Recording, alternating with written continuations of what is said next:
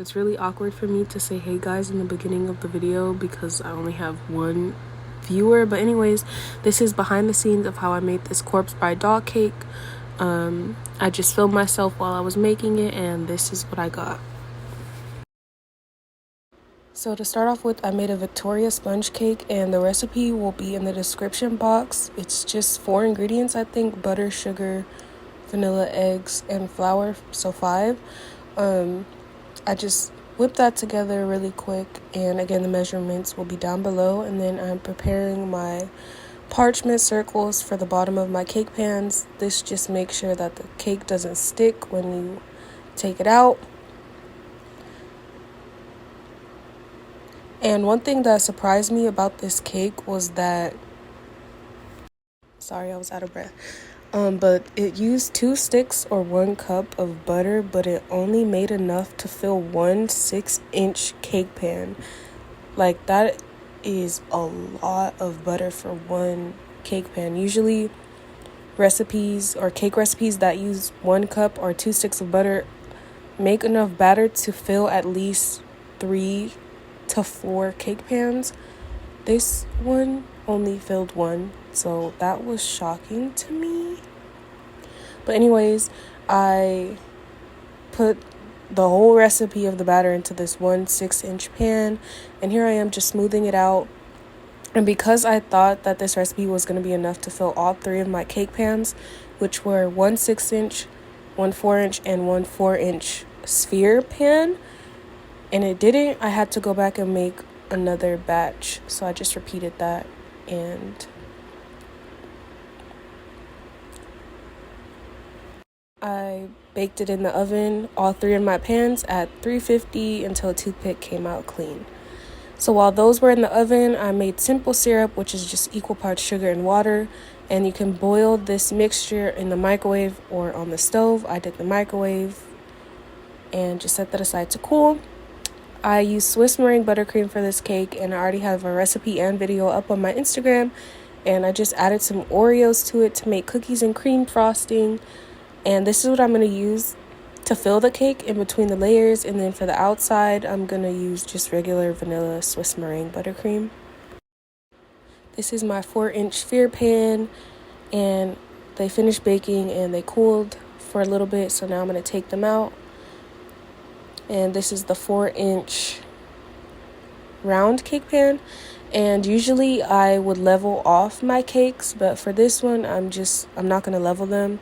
I'm cutting the 4-inch in 2 even layers. So you have 2 layers from the 4-inch. And then for the dome cake, I'm cutting it in 3 thin layers. You can do less layers if you want. That just means the cake is going to be a little less stable, so you have to be mindful of that. But the more layers you cut, the more frosting that you get to put in your cake. So I did more layers.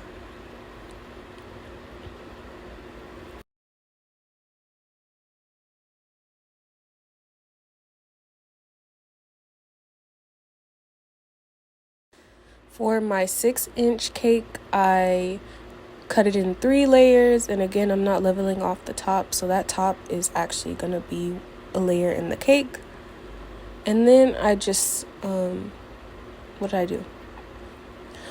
I stacked all the cakes back on top of each other. I just did this so I could see about how tall my cake was going to be. But once you add the frosting, it's going to add a couple inches of height onto your cake. But this right here, along with the frosting, gave me the perfect height for what I wanted. And in this clip, you can see I'm starting to stack my cakes, just putting frosting on my cake board so the cake doesn't move. Starting with my first layer, simple syrup, cookies and cream frosting, and just repeating that until I get to the top. So the order that you want to put it in is the 5-inch cake or the 6-inch cake on the bottom, all 3 layers, and then the 4-inch cake, both of the layers, and then finish with the little dome cake.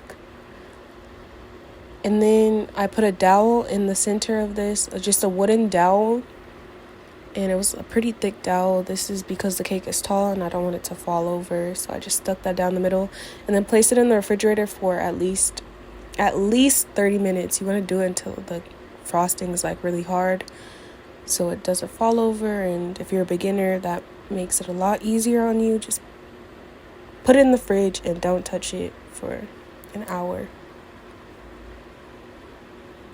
And I did go back and put an extra thin layer of the cookies and cream frosting, and then I placed it in the fridge for another 20 minutes. And now we're here, so it's an hour later. And I'm going to start carving. You probably want to use a smaller knife, but this is the only carving knife that I had.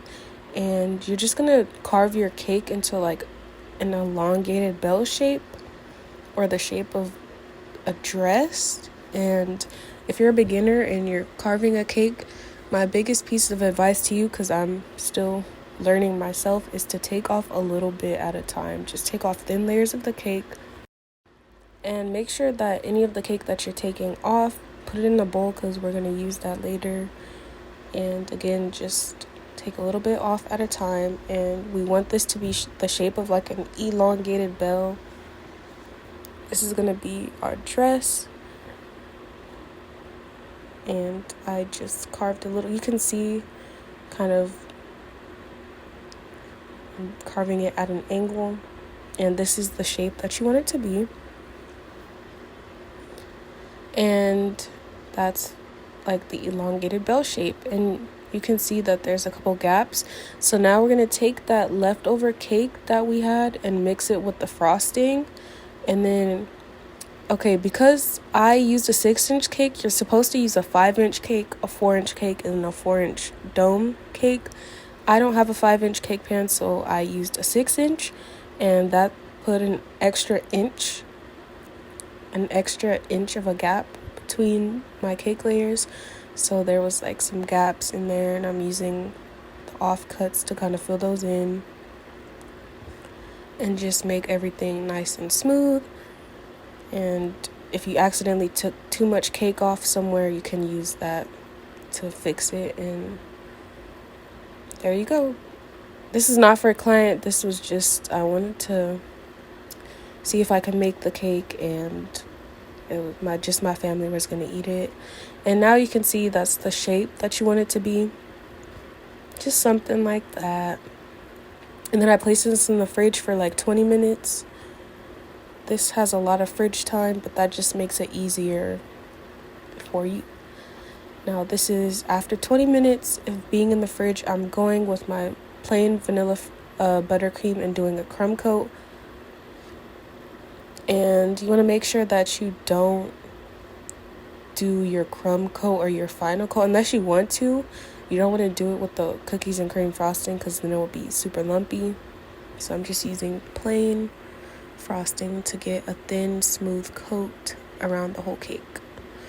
Now you can see it's kind of not looking so crazy. And then place that in the fridge for about 10 minutes. After 10 minutes, I'm going to come back with a thicker layer of frosting this time. This is called the final coat. And we're going to do a final coat of frosting. And again, it's thicker. It's a thicker layer. And just going to cover the whole cake. Smooth it out as best as you can. We are going to be covering this in fondant. And fondant doesn't hide imperfections. It actually brings them out. So if it's lumpy, if your frosting is lumpy, it's going to show in the final cake. So just make sure that you smooth it off as best as you can. And now we're going to keep this in the fridge until we're ready to use it. Here I just have some fondant, and I'm kneading it in some cornstarch. And then I took a little piece of the fondant and I dyed it sky blue. And I'm going to take little pieces of the blue fondant and add it to the plain white fondant, because I just want a really, really, really pale blue color. It doesn't even look blue, it just looks like off-white. And I did end up using all of the blue fondant. And then I'm taking that, I kind of rolled it into like a triangle shape or a bell shape, the same as our cake, and roll it very thin. I don't know why I left this clip in. Why did I leave this clip in? Anyways, I took the fondant and I'm tearing it around all 3 of the sides. This gives like the torn fabric look.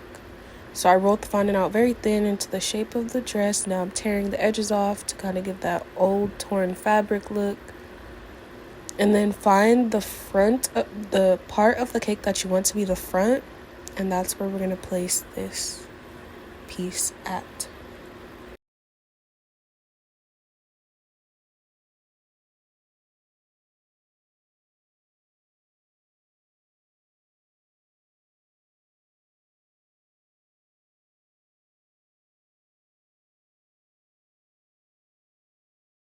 And this cake is straight out of the fridge.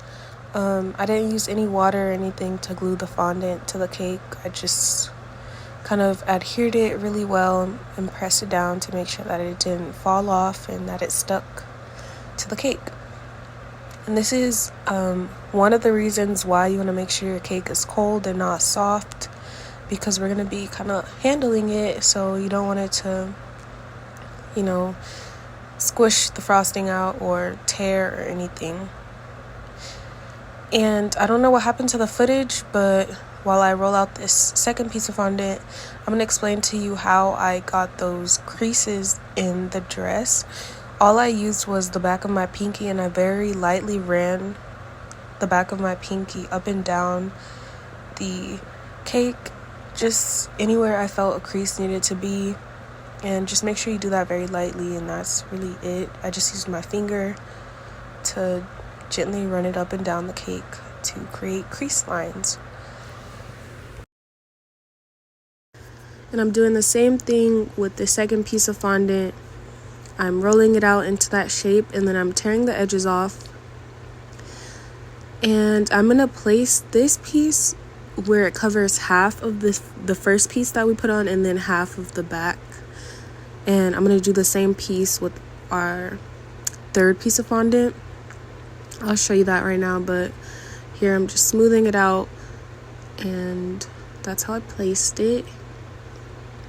And then this is the second piece. I'm making sure that it covers half of the first initial piece of fondant that we placed down, and then the other half of the back of the dress. I used my camera to record, so this is pretty much the last thing that I was able to record because my phone died. But anyways, that's gum paste, and I'm just kneading it using some cornstarch, and I dyed it the same blue as the dress. Her skin is like very pale blue, kind of off-white, so I did that. And this is not a tutorial, this is kind of me just filming how I did the cake. I'm learning myself too, so this is just me forming her torso. You can see the longer part is her neck, and then you have her boobs, and then her waist. You can kind of see her shape there. I'm trimming down her stomach because it was a little bit long. The waist is small right now, but the character's waist is tiny, so I made the waist too big. It's supposed to be like really tiny. But now I'm just using the back or the curve of my pinky to form her boobs, and she has some D's, so I'm making sure to really how do you pronounce it? Accentuate her boobs, because they are kind of big, and I'm just doing that.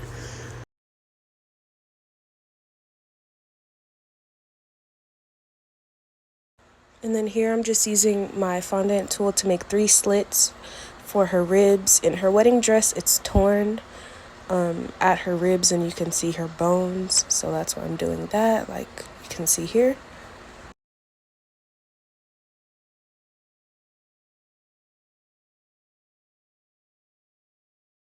And this is pretty much where my phone dies, and I don't get to finish showing you how I sculpted everything and put everything together. But I did the same thing for her head and her arms.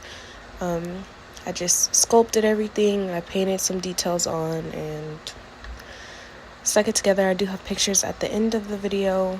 And don't worry, within the next 6 months, I'm going to recreate this corpse bride doll cake, and I'm going to make sure that I film the whole process and I do just want to see how much I improve. So within the next couple months, I'm going to redo this and repost a video and all that stuff. So I hope you guys enjoyed this quick behind the scenes video of how I made the Corpse Bride doll cake. And I have a few pictures of how it turned out and also after I cut the cake. Thank you for watching.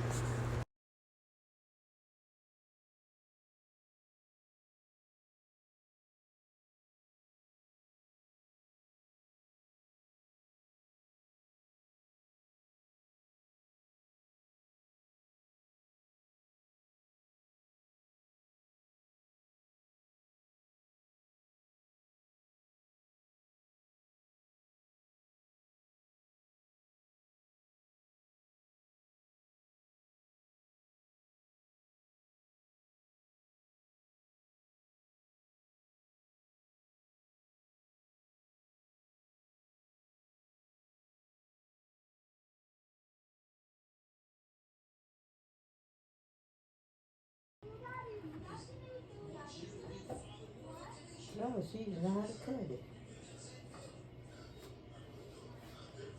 I love to talk to taste it. I can't eat too much sweet.